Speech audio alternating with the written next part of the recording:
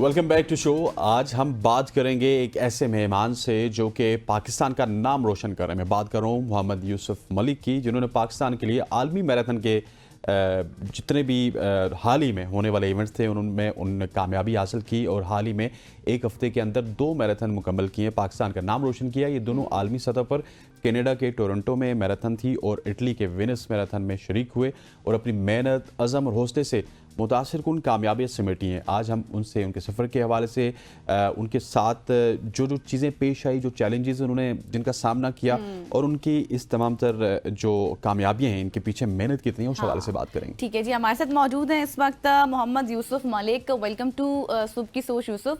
सबसे पहले तो ये बताएं कि जिस तरह से एक बहुत चैलेंजिंग है एक हफ्ते के अंदर 2 इस तरह मैराथन मुकम्मल करना, फिर नाम बनाना, जीतना, कैसे ये चैलेंज आपने अबूर किया?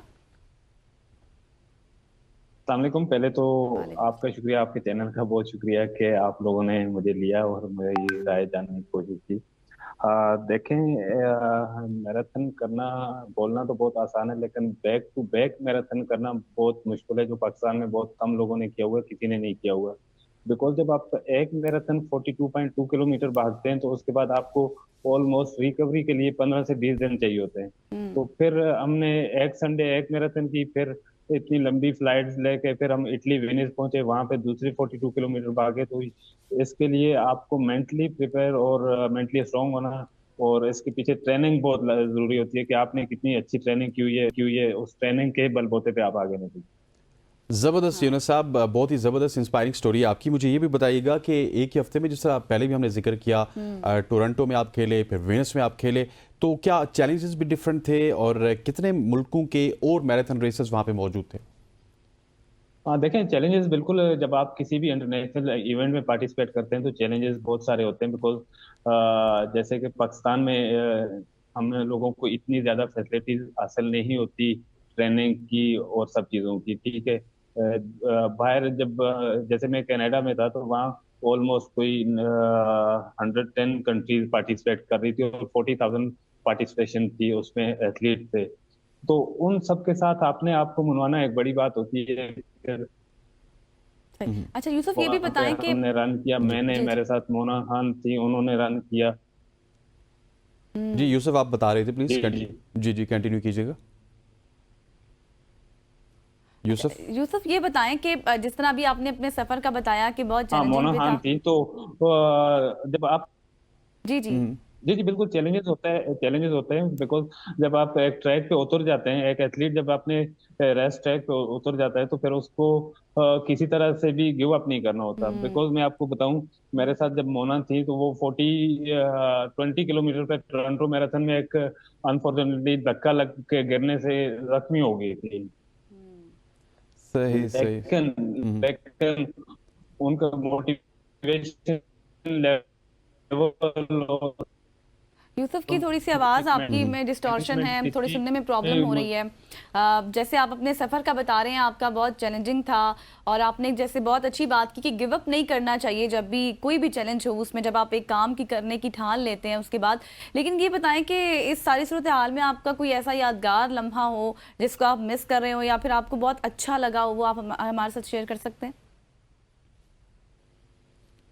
नहीं, मैं आपको बताऊं कि सबसे यादगार लम्हा यह है कि जब हम किसी टोरंटो वाले मैराथन ऑलमोस्ट फिनिश पॉइंट पर पहुंच जाते हैं तो वहां पे इतना क्राउड होता है कि आप की उस वक्त फीलिंग ही डिफरेंट होती है। तो जब लास्ट कोई आधा किलोमीटर था तो उस वक्त बहुत ज्यादा क्राउड था। तो जब मैं पाकिस्तान का फ्लैग कैरी करता हुआ रन करता हुआ आ रहा था तो किसी एक बंदे ने जब देखा, वो कोई था, फॉरनर था, उसने पाकिस्तान का फ्लैग देखा तो उस उसकी खुशी की इंतहा नहीं थी। वो हम्म उसने जो जंपें लगाई, वो पाकिस्तान पाकिस्तान। तो सीरियसली मेरे वो लम्हे मेरे लिए आउटस्टैंडिंग थे कि देखें लोग पाकिस्तान को कितना प्यार करते हैं, कितना जानते हैं। उसने पाकिस्तानी फ्लैग देखते हुए इतना खुश हुआ कि मैं बयान नहीं कर सकता उसकी खुशी का। दैट्स द तो फीलिंग, उसकी क्योंकि खुशी देख के मुझे भी बहुत खुशी हुई। टोरंटो में पाकिस्तानी फ्लैग यकीनी तौर पे जब देखता है तो बंदा उसकी खुशी ऐसा दुबाला ही हो है, जाती है। यूसुफ, हाँ। मुझे ये बताइएगा कि ट्रेनिंग कहाँ पे करते थे, आपका ताल्लुक किस इलाके से है और कितनी मुश्किल ट्रेनिंग होती है उसके बाद जब आप जाके मैराथन में शिरकत करते हैं?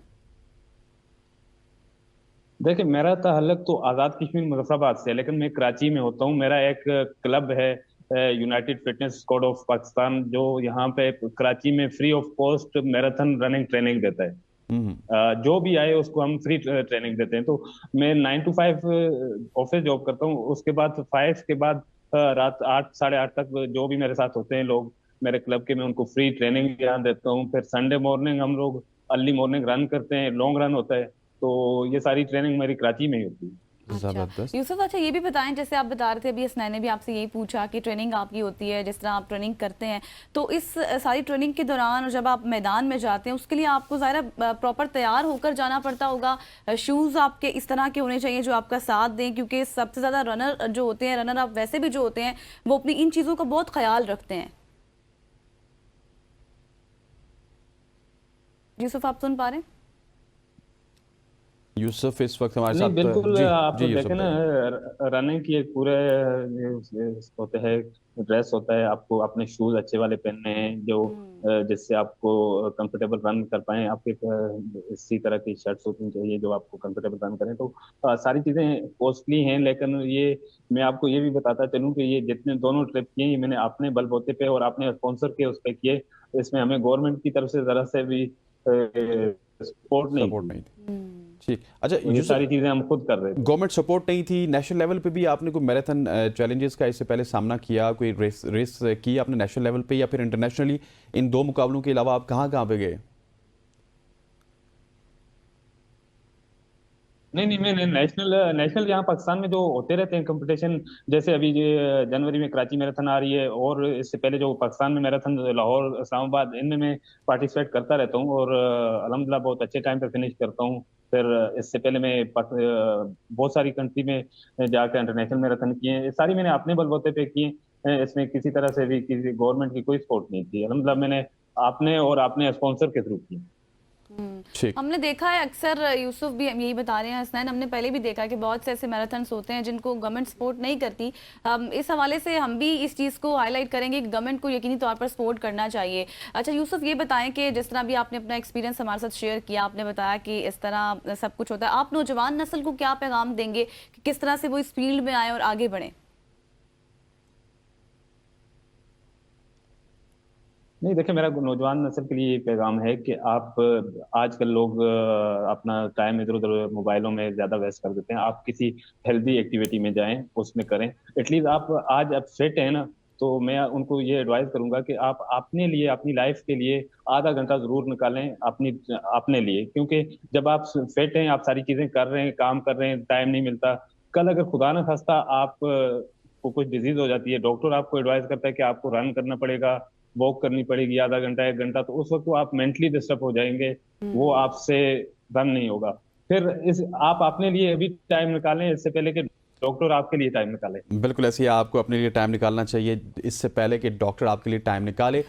यूसुफ हमारे साथ मौजूद थे। Thank you so much for joining us Yusuf. ख़वातीन रोज़ाना यूसुफ के साथ सेगमेंट यहाँ पर वक्त हुआ चाहते हैं एक शॉर्ट सी कमर्शियल ब्रेक का ब्रेक लेते हैं, वापस आते हैं। Stay with us.